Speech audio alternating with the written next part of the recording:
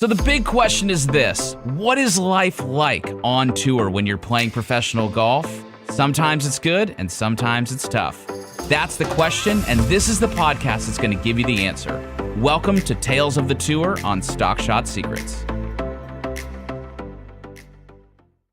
All right, we're back for tour life in the Stock Shot Secrets podcast. Thank you guys so much for coming. I have my beloved wife, Lesley, joining me as we are reminiscing for ourselves, for you guys, because I think the stories are pretty funny. Yeah. We got some good ones coming up, and for our kids, right? Yeah. Good for our kids to see. Yeah. How you doing today? Good. All right, so now when we're talking about our story, right, we're going through the basically first year, right? Newlyweds trying to figure it out. Learning to be married and live on the road in hotel rooms. And broke. So broke. So broke. So broke. So now we've just gone down. We're at Newport Beach. Hanging right? with Eddie Mac. Nan. With Nan and Eddie Mac. Learning how to surf. Remember those waves were so big too. I didn't learn how to surf, so I don't remember. California was great. It was. Okay, so then after we do that, we decide we got to go back out east. So let's drive. And on our way, we stop at Pearland, Texas to play in the Pearland Open. And it's August, and it is hot. So it's 100 hot. degrees, 100% humidity. But you know what's so crazy about that event? What? Was how we figured out in McCormick we need to stay with families. Yes. So we call the tournament director, who we have quite the relationship with because of multiple incidences, which we can maybe get to, but we'll talk about different other things with hole-in-ones and cars. Yeah. But we call them and say, hey, or lack thereof. We say, hey, we need to have a host family. We're going to sign up. There was a list. Every single week. How do you reflect on that whole story? Tell the story. Yeah, you called and said, hey, we're going to sign up for a host family. I have my wife with you. And they're like, okay, no problems already having been placed with families, being husband and wife. And we were legitimately husband and wife. But I don't know. He calls you back and he's like, we just had a guy that said he was married too. And we actually found out he's not married. So we're not providing host families for married couples. And Kyle's like, we're legitimately married. He goes, no, you're lying. Yeah, basically telling us that we're lying. And we're like, no, here's my marriage certificate. We've been married for 8 months. Yeah, we're honestly married. I just love my wife. No lies. So we got denied one family. They wouldn't take us in. Yeah. So finally another family took us in. And the family, I remember finding out, the family that took us in, she was best friends with the family that wouldn't take us in. And I remember telling her, I was like, she was calling us liars. And she was like, oh, so-and-so, yeah.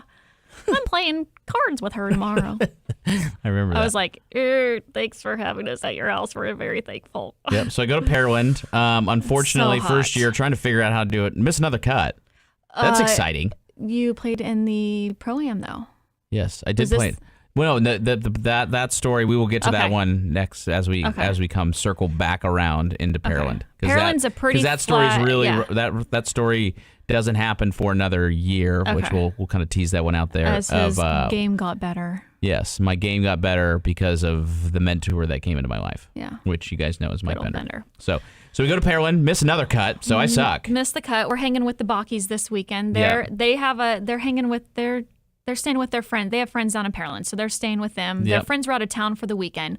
Bocky makes the cut.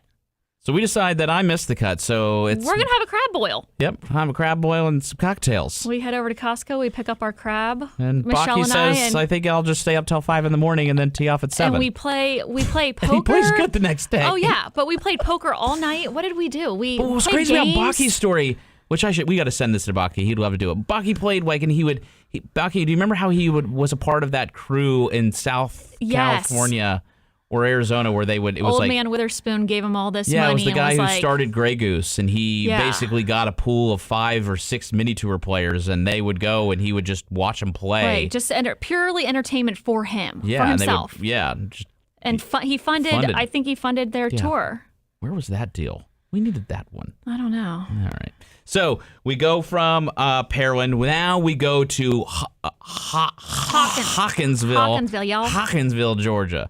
And Hopkinsville, Georgia, if anyone's been to Hopkinsville, Georgia, my guess is you've never been to there. Hopkinsville, Georgia. The biggest restaurant they have, I think, is like a OK Corral I remember Buffet. that was the week. No, but they did that because, honest to God, that was the week where I remember distinctly. And I remember driving, and the subway was on the right when you came out of the course, and I can distinctly seeing it and being like, "Oh my gosh, I am eating so much Subway." Because that's all that we had the money for. Yeah, but it was also the only thing that was there. Every single town had a Subway, one stoplight, a gas station, and a McDonald's, which we didn't eat fast food. You guys know like those old footage videos, not really old, but the videos where you have like baseball players. I think I could see it like at the Yankees stadium or whatever, where the stadium is just massively filled with bugs. Hopkinsville had so many gnats.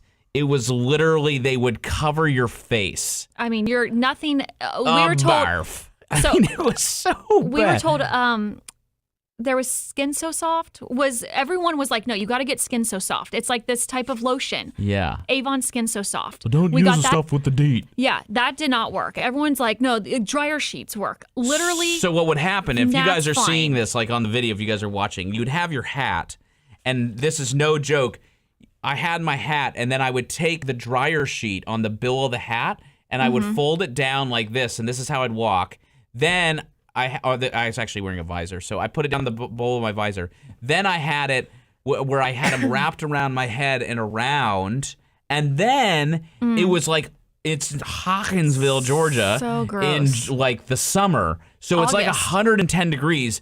But you have to, they're so crawling on your skin. I had to wear like long sleeves and jackets. And they're everywhere. So you're beating sweat with massive gnats all over your face. And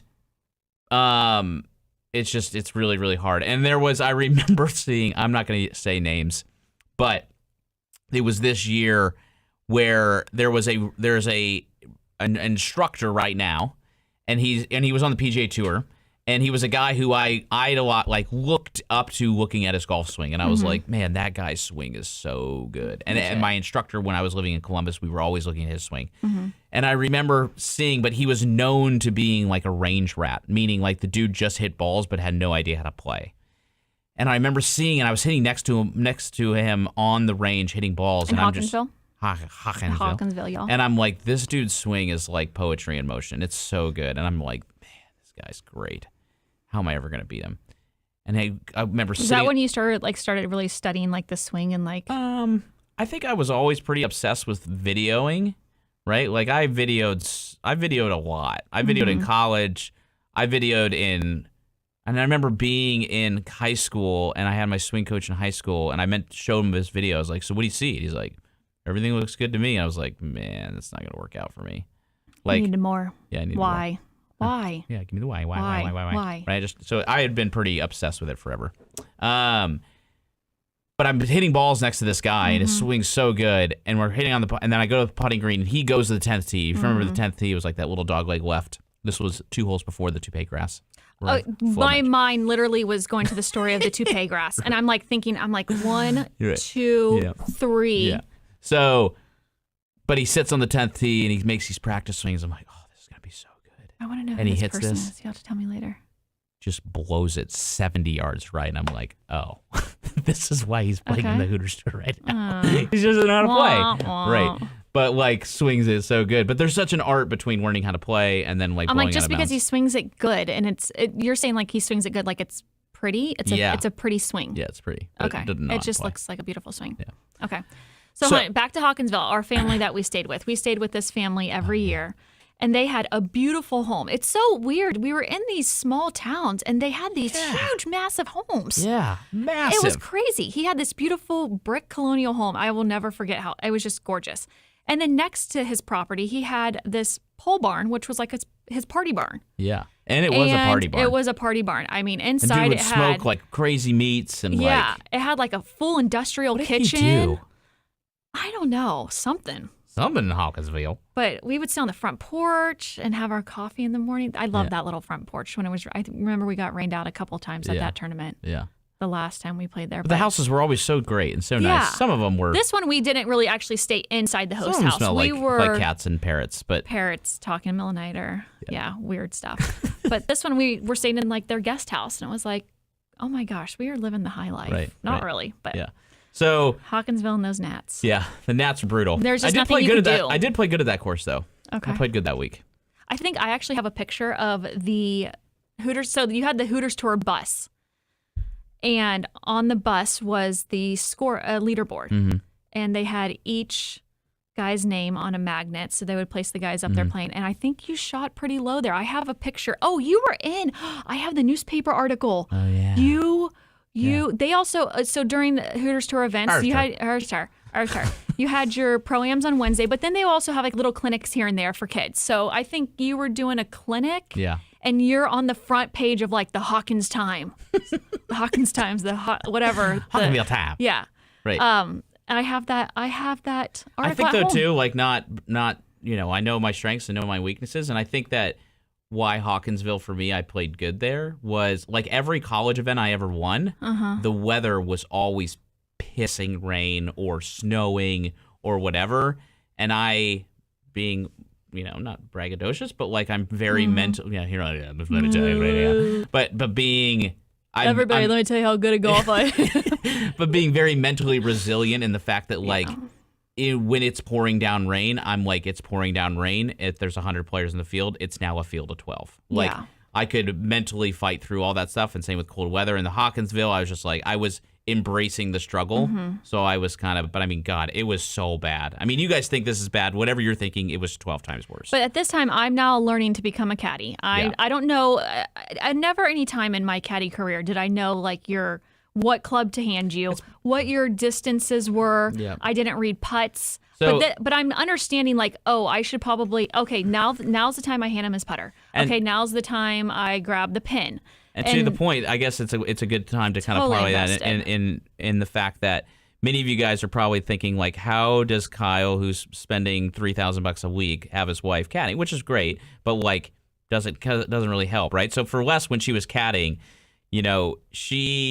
she's learning how to do this stuff, but Lesley knew me really well, and I became like your mental coach without knowing any mental stuff. Yeah, so, and I would be like, sweetheart, like, what should I do here? And she goes, I don't know, just don't be a PAB. And I'm like, what's a PAB? And she goes, yes, bitch.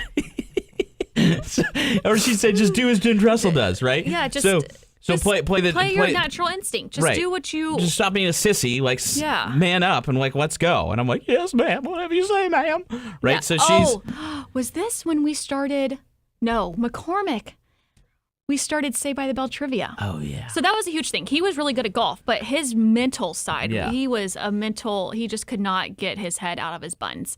Were you working with Stoll Kays at the time, or were you working... I had not worked with... I had not been introduced to my team. My team had not been formated yet. So I am I am literally out in the abyss by myself. Yeah. Trying to navigate. I have no swing coach, no short game coach, no mental coach. Like, I'm just trying to piecemeal this thing together. Yeah. Down the road, I learned a lot from Pia and Lynn of helping you on the course. But this is still, I'm still learning stuff. This is the week, though, in Hopkinsville, where the CNN ticker, where I start to be enlightened to how bad my self-talk is. Because, and it's also where I realize I hit, not bragging again, but I hit it really, really good. Like, my irons were really good. Driver, really good. Like, probably one of the best ball strikers out there. But my short game sucked. Okay, so let's talk about the whole... Oh, my gosh. Every time he would have to chip, my knees were... It was at Hopkinsville. It was. My knees would be shaking. I mean, Hopkinsville is where I feel like it started. So I never played golf in the South. So in the South, like, if you guys haven't played down there, there's this Bermuda grass. And when it grows into you, it is like going through, like... just super resistant, right? Like you're going into like wired grass, right? And if you don't know how to like utilize the club and the bounce and all this stuff, you literally pull it up. It's like a toupee. Right, you toupee the grass. It's literally you can like pull it up and lay it back down. It's so wild. when you lean the handle, I was doing what many of you guys do, like and those who live in the Midwest, where it's like, okay, let me just put the ball back in the stance, lean the handle, and drag the handle right through it, right?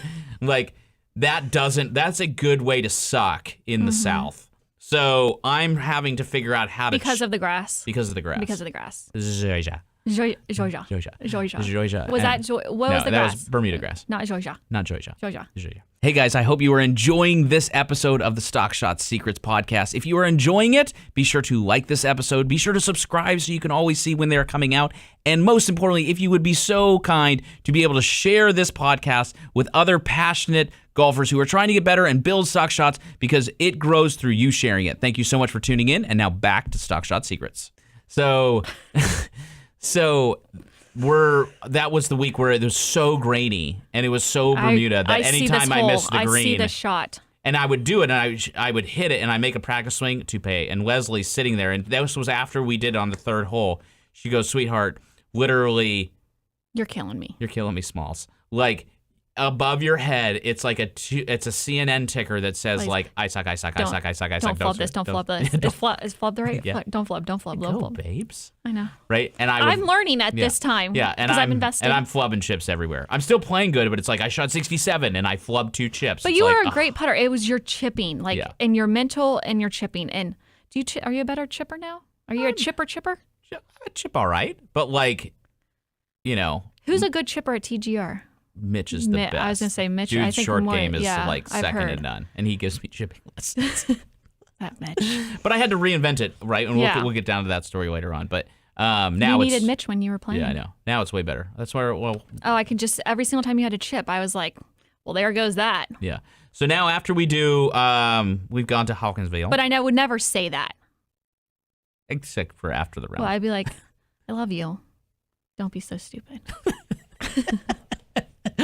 Such great advice from your caddy. Yeah. But that's how he had to hear it. 100%. Yeah. Yeah. Fine. I mean, some caddies out on tour or some players are like, shut up and keep up. Don't tell me what to do. And you never gave advice. The advice that you would give would be like, I don't know. It was always encouraging. It was always like, hey, you're really good. Stop second guessing yourself and just play. So then between holes, we'd have to have, I started writing trivia. We are huge Saved by the Bell fans. So I started writing Saved by the Bell trivia. Zack Attack. Yeah. What was the band called that they had? Zack Attack. Or Hot Fudge Sundae. When Jesse took all of our caffeine pills. Yeah. I'm so excited. Okay. So I would have to write out. I would write out trivia, and we would do trivia. Saved by the Bell trivia. Because you want to keep your brain on vacation in between shots. Between shots. Like when you play golf for 5 hours, you're actually only hitting, like you're in your routine for 24 to 27 minutes. Yeah. You're actually hitting balls for 1 minute. So there's basically 4.5 hours of dead time. And if you keep thinking about golf, your brain is going to be fried. And I love to think about golf. He loved to think about golf, but you were on the clock. I think I played so good when I was on the clock. Don't be mad at me, but I swear we got to know the rules officials really well because they would just be flying around every single round, sometimes twice around. There's a guy out there named Jeff Harlow, amazing guy, and he'd be like, "All right, Kyle, you're back on the clock. I'm gonna need you to play the next 3 holes in about 14 minutes." But the way he said it was just like, "All right, I'm gonna do it." Oh, he was amazing. Yeah. Who was our other guy that? Larry. You're a real firecracker, Leslie. Yeah. I think you're a real firecracker. But for real, like for me, everybody, when you play, like kind of knowing your stuff, right? Like when I got under stress or under turmoil on the golf course, I would slow down. But now, like when I would slow down. I think you had a pretty serious, like people knew you for being slow, Kyle. 100%. Like it was the problem with it, and it's probably overthinking. And you're not an overthinker, which is I'm the overthinker in us. You're like the person that's just like, idea. Do it. And it's like, so but you weird just couldn't do that on the course. Because in golf, I was so like type A. You couldn't commit. But in like everything else, and instructor, I'm very like I was talking about a student with this the other day. It's like in life, like with you and whatever. I'm like, yeah, like whatever, man. Let's just go. It's fun. Yeah. You want to go, right? Like it's just like super type B in a sense. But then on the lesson tee and in playing, I'm like, bro, you need to move your heel 1/8 of an inch back. Like, like very, very detailed. So different. It's we've switched roles. At that time, I was like all chill, and you were all an overthinker and couldn't commit. But it's specifically to golf. But it's like I'm in that in the workplace, but I'm not in like that in life. Oh, but like in the workplace, you're just like, ideas, go. Oh, spider monkey. Yeah. So yeah, I think that's what took you down in your career. It is. It was slow play in your mind. Yeah, and because when I would get on, I was begging for Jeff to get on, put me on the clock so I could, I was like, can I just pay you to follow me? Yeah. Because I play so good if it was on the clock, but it was just to get out of the way. So I was like, for you listening, I was the greatest pro-am player, fun gambling round on the weekend, relax, chill. I could shoot anything you want, it'd be amazing. But then in tournaments, I was good. I would, I think my scoring average that year when I played was you were really good. 70, 69.5, which for a mini tour player, you have to shoot 62. So yeah, but it never allowed me to get to that consistent 60, 68, 67. Get over the hump. Yeah, right. So. Lessons itself, maybe another part of stock shot secrets. So after we get done with Hopkinsville, we then go to Elgin, which was kind of like a little miniature McCormick. Elgin was fun. It was the same thing, kind of a golf village, bunch of retirees. We stayed with a great couple there, the Gregors. Yep. Greg played for the Trailblazers and the Phoenix Suns. Yes. He's fine. Maybe. I don't know. We'll have to find out. He was older. But they took us in nice. and from Cincinnati? Yes. I think that's where we had Skyline. Yes. She made her own Skyline. She made homemade Skyline. We had a lot of connections with them. They lived in Arizona at that time. Skyline? I love Skyline. I want to be buried with a bowl of Skyline chili. I like the hot sauce. Yeah, it's just Tabasco. I just like hot sauce. Yeah. So yeah, we did that. We did Elgin. I think McCormick was actually the first time I remember. No, it wasn't, because this will come later. But Elgin in later years was the first time I was ever introduced to TrackMan through Dennis Kwan, who worked with Bender. But we'll talk about that later. Was Dennis Kwan one of the guys? Patrick's coach. Okay. Yeah. I thought he was one of the Grey Goose guys too. No, that's Jeff. Okay. Fujimoto. Yes. Yeah. So yeah, Elgin was always a fun tournament. We returned there every year. One of the years, the couple, we weren't there one year. They stayed there with their son. They traveled with their son. Oh yeah. They're from Houston. Yeah, I remember. But so anyway, we leave Elgin. That's basically the last event of the year, and then it heads into crunch time, which is Q School. Lake Javita. Lake literally Javita. Hell. So I have to go to Sorry for Lake Javita people, but literally hell on earth. It is. I actually liked Lake Javita because of the fact that we had Big East Championship there, and the course set up really well for me. But the gnats, again, the fire ants and dinosaur birds, the dinosaur birds are crazy. I don't even know what those things are called. They're not cranes, but it's I think they are cranes. But that Lake Javita, I believe, literally is swampland. You had to walk through swamp. Yeah. It was, and it's August, September in Florida, and but play good. Win Q School that site that year. I did not remember that. You did? Yep. No. Yep. First or second. I'm pretty sure I won. Huh. And I was like, easy. Shows how much I know about golf still. So then we go after Lake Javita, and then the first round of Q School happens. And this is where one of 6 times I get the flu. That first year. What was the first year? The time that you got the flu was when I was pregnant with Adler. I got the flu every year at Q School. At Q School? Literally every year. I don't think I was at Q School with you. I was at at Lake Javita another time, which is where I get my sentiments And for you guys to put a perspective of what Q School is, just to kind of have an understanding. Imagine whatever you're doing in work, that you have to, first off, you have to pay $5,000 to take your annual test. And if you're not the top 125 in the country, or I'm sorry, top 125 in the world. So let's just say you're a financial planner, or let's say you're a lawyer. I think a lawyer would be. If you're not a top 125 lawyer in the world, you have to go take the bar exam again. And then if you're not again top 125, you got to take the bar exam again, or you got to take your dental license thing, whatever the tests are for all these professions, right? So I go to Q School. You spend $5,000, and you try to, you're prepping, and usually for me, I had a whole program to kind of get ready, because obviously in the realm of golf, I'm a type A. And you have no coaches. No coaches. Why did you not have coaches at this time? I think I just couldn't afford it. I didn't really I think I was dabbling. Your mind hadn't wrapped around the whole. You weren't sold on the whole coach thing. No, I was 100% sold. Like I was kind of working with Scott Sackett out at McCormick a little bit. Yeah. Utley. Nope, I hadn't met Stan yet. So I hadn't been introduced to Ben. So I was kind of on my own, which is Ben Boast. So it's kind of like that's kind of probably where a lot of the listeners are sitting, where it's just like. I'm coming where I've been in your shoes, where it's like you're hitting it bad, and it's like, let me try this. Mm-hmm. It's just like grasping for straws. Yeah. It's changing your putter mid-round, or mid-tournament to a belly putter. Yeah, I did shoot 60 with a belly putter though. What tournament was that? That was in another pro-am, of course. Oh. So anyway, so Q School kind of ends that first year. Get the flu, battle through it, don't get through.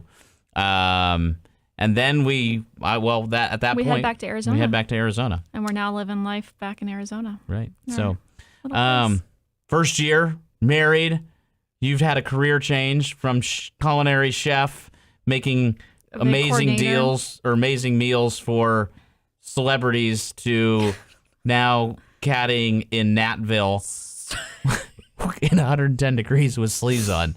Hey, sweetheart, welcome to Marriage to Kyle Morris. It was so hot and gross and sticky. Ugh. Yeah, but I do love you, and thank you so much. Yeah. All right, so we will be back for another episode of To a Life. Thank you so much for tuning in to Stock Shot Secrets. If you like it, be sure to like this episode and subscribe to the episode so you can see when they come out, and be able to share it with any friends who you think would like to hear this fun, loving episode between some banter of husband and wife, as I am obsessed with my wife. All right, they know. See you guys next time. Hey, thank you so much for listening to the latest episode of Stock Shot Secrets. I would love to invite you to Columbus to come see me and hang out with me and build a personalized plan for you and your game. If you would want more information about building your personalized plan and coming to Columbus and hanging out, just email us at info@thegolfroom.com and we will get back to you and set your visit for an epic red carpet experience at TGR in Columbus, Ohio.